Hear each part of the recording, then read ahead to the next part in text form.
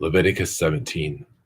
Then the Lord spoke to Moses, saying, Speak to Aaron and to his sons and to all the sons of Israel, and say to them, This is what the Lord has commanded, saying, Any man from the house of Israel who slaughters an ox or a lamb or a goat in the camp, or who slaughters it outside the camp and has not brought it to the doorway of the tent of meeting to present it as an offering to the Lord before the tabernacle of the Lord, blood guiltiness is to be reckoned to that man.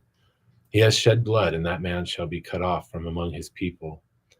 The reason is so that the sons of Israel might bring their sacrifices, which they were sacrificing in the open field, that they may bring them in to the Lord at the doorway of the tent of meeting to the priest, and sacrifice them as sacrifices of peace offerings to the Lord.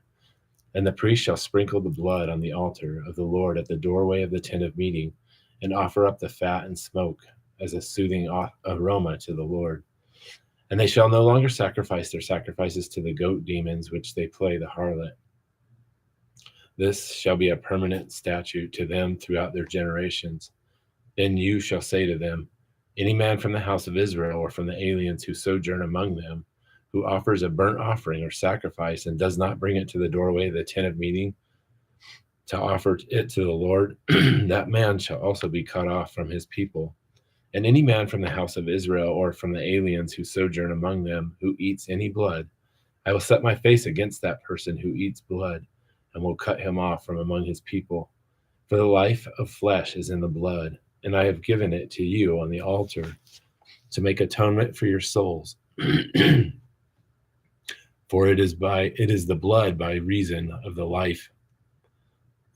For it is the blood by reason of life. This is important. For the life of the flesh is in the blood, and I have given it to you on the altar to make atonement for your souls. For it is the blood by reason of the life that makes atonement. Therefore I said to the sons of Israel, No person among you may eat blood, nor may any alien who sojourns among you eat blood.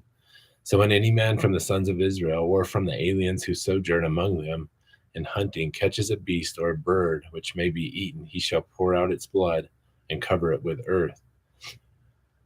For as for the life of all flesh, its blood is identified with its life. Therefore I say to the sons of Israel, You are not to eat the blood of any flesh, for the life of all flesh is its blood. Whoever eats it shall be cut off. And when any person eats an animal which dies, or is torn by beast, whether he is a native or an alien, he shall wash his clothes and bathe in water, and remain unclean until evening. Then he will become clean. But if he does not wash them or bathe his body, then he shall bear his guilt.